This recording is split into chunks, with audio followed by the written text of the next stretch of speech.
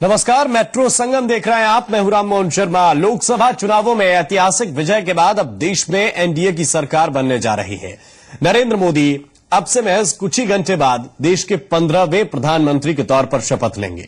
यूं तो ये एक सामान्य लोकतांत्रिक प्रक्रिया है, लेकिन इस बार यह प्रक्रिया खास होने वाली है। ऐतिहासिक विजय के बाद अब राज तिलक भी ऐतिहासिक ही होगा, जिसके लिए तैयारियां पूरी हो चुकी हैं। ऐतिहासिक जीत के बाद अब रिकॉर्ड तोड़ शपथ ग्रहण, मोदी का राज तिलक। लुटियंस जोन का यह टीला सबसे ऐतिहासिक पल का साक्षी बनने जा रहा है, जहां देश के 15वें प्रधानमंत्री के तौर पर नरेंद्र मोदी शपथ लेंगे। आम चुनावों में 336 सीटें जीतकर ऐतिहासिक प्रदर्शन करने वाले एनडीए के संसदीय दल के नेता नरेंद्र मोदी जब शपथ लेंगे तो वो माहौल भी ऐतिहासिक होगा। राष्ट्रपति भवन के फोरकोर्ट में शपथ लेने वाले नरेंद्र मोदी देश के तीसरे प्रधानमंत्री होंगे। इससे पहले अटल बिहारी वाजपेयी और चंद्रशेखर इसी परिसर में शपथ ले चुके हैं। वहीं बात अगर मेहमानों की लिस्ट की करें तो ये खासी लंबी दिखती है। ऐसा पहली बार होगा जब राष्ट्रपति भवन के प्रांगण में शपथ ग्रहण के दौरान 8 देशों के राष्ट्राध्यक्ष और उनके 150 सहयोगी उपस्थित रहेंगे और कुल 4000 लोगों के बैठने की व्यवस्था की गई है। इससे पहले 1999 में अटल बिहारी वाजपेयी के शपथ ग्रहण के दौरान इतनी बड़ी संख्या में लोग एकत्र हुए थे। उस वक्त मेहमानों की संख्या 1200 थी। वहीं इस दफे पहली बार 150 विदेशी मिशनों के प्रमुखों को भी बुलाया गया है, जिनमें से ज्यादातर ने अपने आने की सहमति दे दी है। साथ ही मोदी ने देश के 17 राज्यपालों को भी बुलाया है और इन सभी ने अपनी उपस्थिति के लिए सहमति दी है। इसके अलावा मोदी के पर्सनल गेस्ट के लिए 20 सीटें रिजर्व की गई हैं। इनमें मोदी के परिवार के लोग और पारिवारिक मित्र शामिल होंगे। ये सभी लोग राष्ट्रपति प्रणब मुखर्जी के व्यक्तिगत अतिथियों के साथ बैठेंगे। इसके अलावा शपथ ग्रहण में सभी सांसदों को भी आमंत्रित किया गया है। कांग्रेस की ओर से राहुल गांधी और सोनिया गांधी ने भी आने की सहमति दे दी है। इसके अलावा निवर्तमान प्रधानमंत्री डॉक्टर मनमोहन सिंह भी आयोजन का हिस्सा होंगे। मनमोहन सिंह 26 मई की शाम को राष्ट्रपति की ओर से विदेशी राष्ट्राध्यक्षों को दिए जाने वाले डिनर में भी शामिल होंगे। वहीं बात अगर सुरक्षा के मोर्चे पर हुई तैयारियों की करें तो सारे इंतजाम चाक चौबंद किए गए हैं। खासकर विदेशी मेहमानों की बड़ी संख्या में मौजूदगी को देखते हुए सुरक्षा के भी पुख्ता इंतजाम किए गए हैं। मोदी के शपथ ग्रहण के लिए जहां राष्ट्रपति भवन के आसपास का पूरा इलाका किले में तब्दील कर दिया गया है, वहीं नई दिल्ली इलाके में धारा 144 लागू कर दी गई है। बहरहाल अब तैयारी पूरी हो चुकी है और मोदी के शपथ ग्रहण का ये आयोजन आने वाले कई सालों के लिए एक ऐसी लकीर खींचने को तैयार है जिससे बड़ी लकीर खींचना शायद इस दौर में मुमकिन नहीं होगा। ब्यूरो रिपोर्ट, जी मीडिया। और नरेंद्र मोदी के शपथ ग्रहण समारोह में सार्क देशों के प्रतिनिधि हिस्सा लेने वाले हैं। आइए एक नजर डालते हैं कि कौन कौन लोग इस शपथ ग्रहण का हिस्सा बन रहे हैं। नवाज शरीफ तीसरी बार पाकिस्तान के प्रधानमंत्री चुने गए हैं। इसके पहले 2 बार नवाज शरीफ तख्ता पलट का शिकार हो चुके हैं। नवाज पाकिस्तान मुस्लिम लीग के नेता हैं और भारत से अच्छे रिश्तों के पक्षधर माने जाते हैं। हालांकि 2 बार नवाज की कोशिशों को पाकिस्तानी सेना नाकाम कर चुकी है।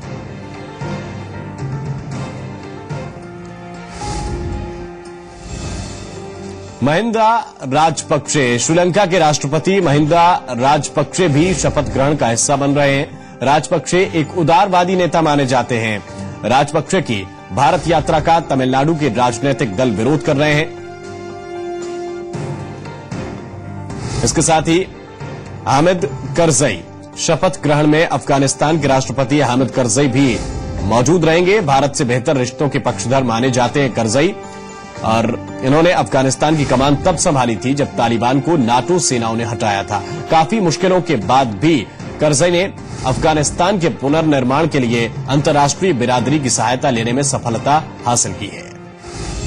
शेरिंग तोब्गे भी आएंगे। पड़ोसी देश भूटान के प्रधानमंत्री है शेरिंग तोब्गे। सुशील कोइराला भी आएंगे। शिरीन चौधरी स्पीकर हैं बांग्लादेश की, ये पहुंच चुकी हैं दिल्ली।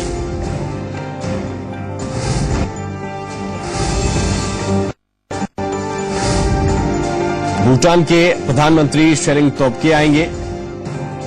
ये मोदी के मेहमान हैं। पीपुल्स डेमोक्रेटिक पार्टी के नेता, भूटान के प्रधानमंत्री और साल 2008 से 2013 तक नेशनल असेंबली में रहे हैं। जब अब्दुल्ला यामीन राष्ट्रपति हैं मालदीव के, 2008 में गयूम को मोहम्मद नशीद ने देश से बाहर खदेड़ा। यमीन ने बीते साल हुए राष्ट्रपति चुनावों में मोहम्मद नशीद को हराया है।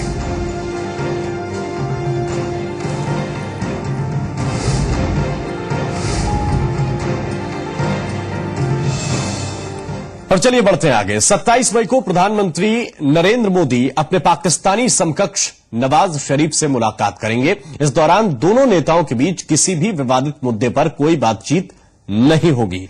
साउथ ब्लॉक के सूत्रों के अगर माने तो बातचीत का ये एजेंडा भारत और पाकिस्तान के उच्च अधिकारियों की आपसी सहमति से तय किया गया है।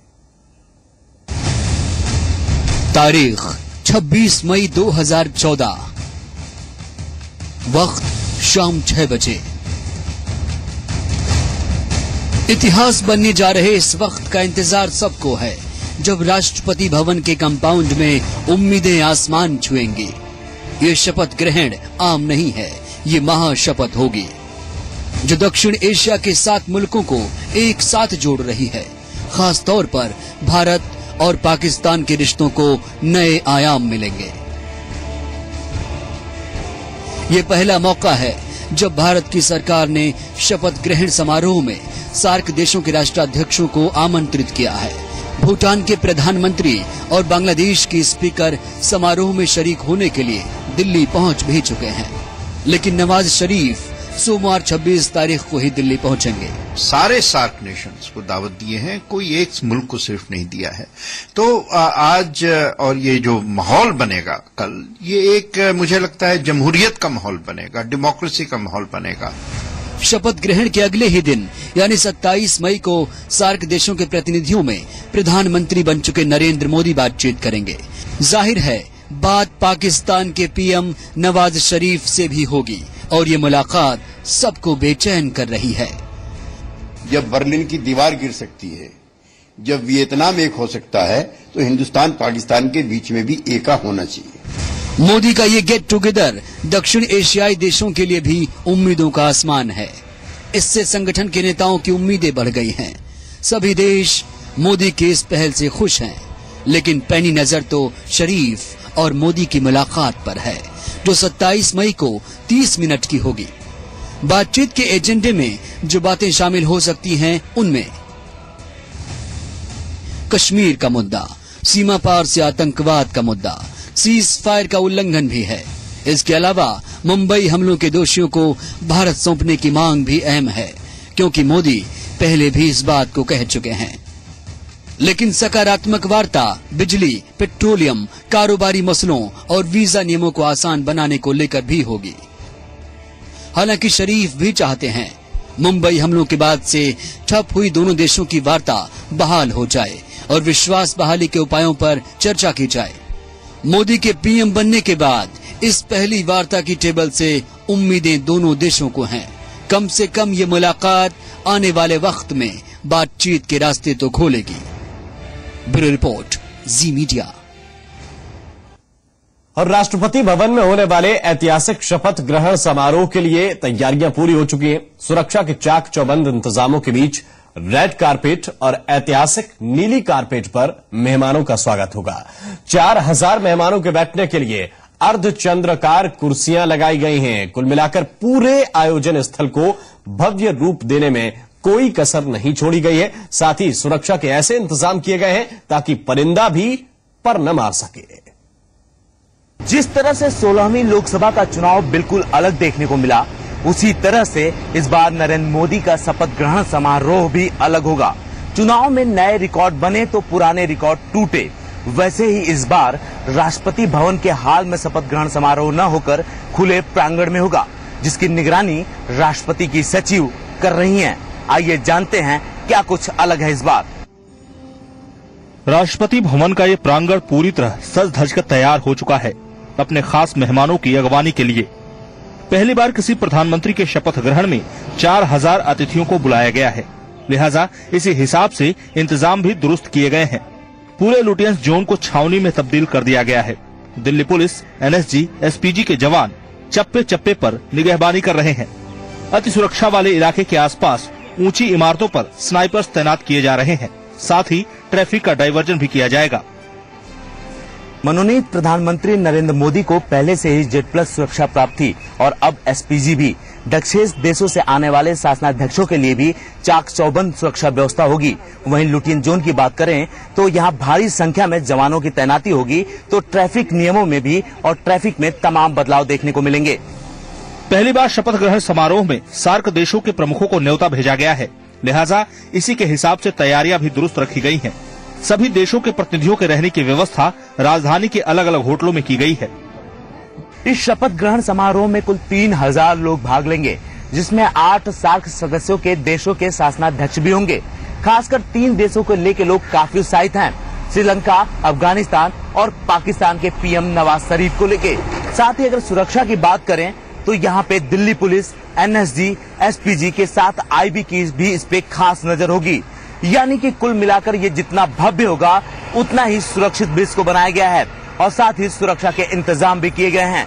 कैमरामैन गोपाल के साथ सर्वेश कुमार, जी मीडिया, दिल्ली।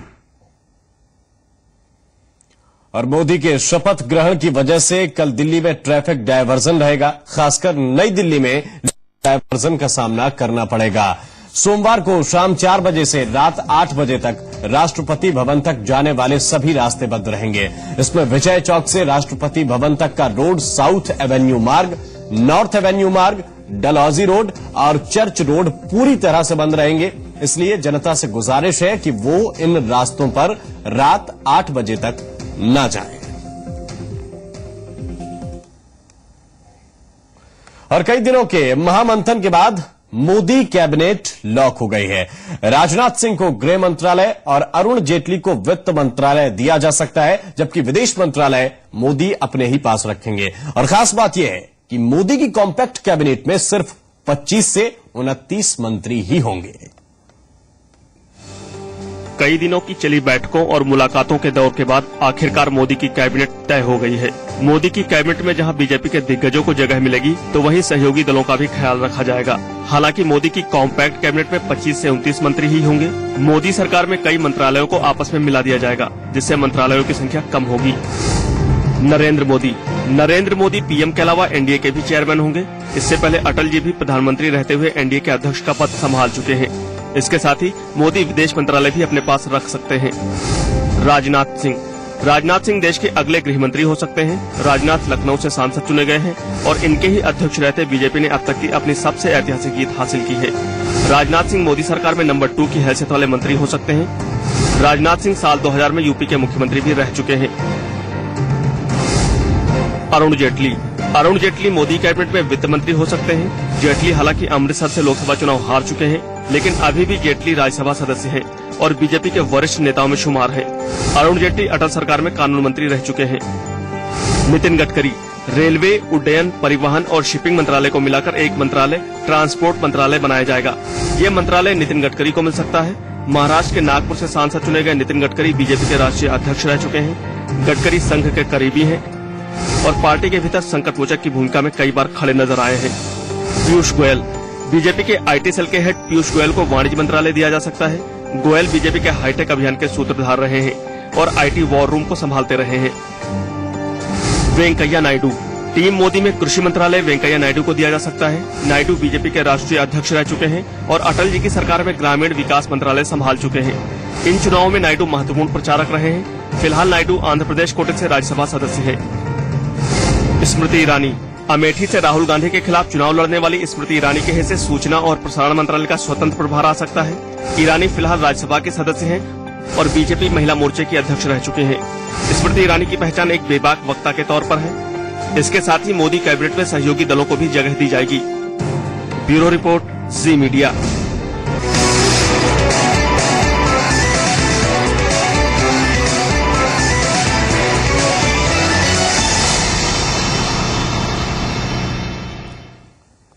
ब्रेक के बाद हाजिर है एक अहम खबर लेकर। पीटीआई के हवाले से मिल रही खबर के मुताबिक नरेंद्र मोदी के मंत्रिमंडल का आकार छोटा रहेगा। पीटीआई की खबर के मुताबिक शपथ ग्रहण से पहले मोदी की ओर से एक बयान जारी किया गया है, जिसमें कहा गया है कि नई सरकार का सिद्धांत होगा मिनिमम गवर्नमेंट मैक्सिमम गवर्नेंस। बयान में यह भी कहा गया है कि सरकार के वर्क कल्चर और गवर्नेंस में बदलाव होगा। कई मंत्रालयों का पुनर्गठन किया जाएगा। इसके अलावा कई विभागों में कामों में सामंजस्य स्थापित किया जाएगा। तो मंत्रियों की जवाबदेही तय की जाएगी। अच्छी सरकार देना प्राथमिकता है। ये बातें पीटीआई के हवाले से हम आपको बता रहे हैं।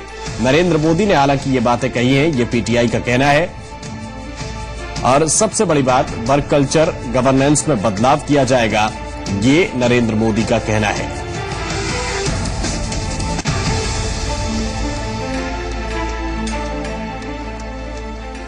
और मोइन कुरैशी हवाला मामले में सीबीआई डायरेक्टर रंजीत सिन्हा ने सीबीडीटी चेयरमैन को चिट्ठी लिखी है। सूत्रों का कहना है कि इस चिट्ठी में कहा गया है कि अगर सीबीडीटी के पास किसी भी ऐसे पूर्व सीबीआई अफसर के मोइन कुरैशी से संबंध का सबूत हो तो उसे उपलब्ध करवाया जाए।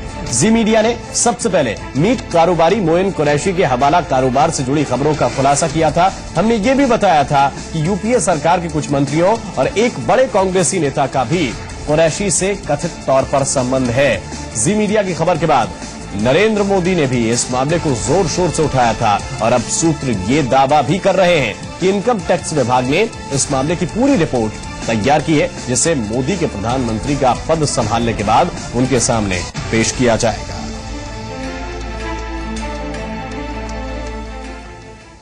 और सरपट दौड़ती शान की सवारी एम्बेसडर कार अब सड़कों पर नहीं दिखेगी। नेता और नौकरशाहों की पहचान ये गाड़ी अपने बुरे दौर से उबर नहीं पाई और आखिरकार हिंदुस्तान मोटर्स ने अपनी इस ऐतिहासिक कार का उत्पादन बंद कर दिया है। अब नहीं दिखेगी एमबी, बंद हो गया उत्पादन। सड़कों पर सरपट दौड़ती शान की देसी सवारी अब नहीं दिखेगी।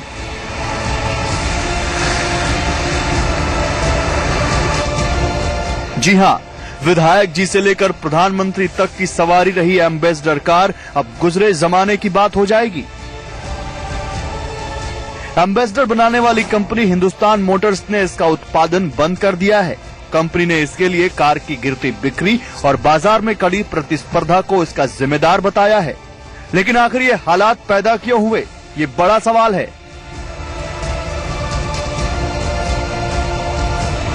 दरअसल 1980 के दशक में साल भर में 24,000 एम्बेसडर गाड़ियां बिकती थीं। वहीं 90 के दशक में ये संख्या 12,000 यूनिट तक पहुंच गई।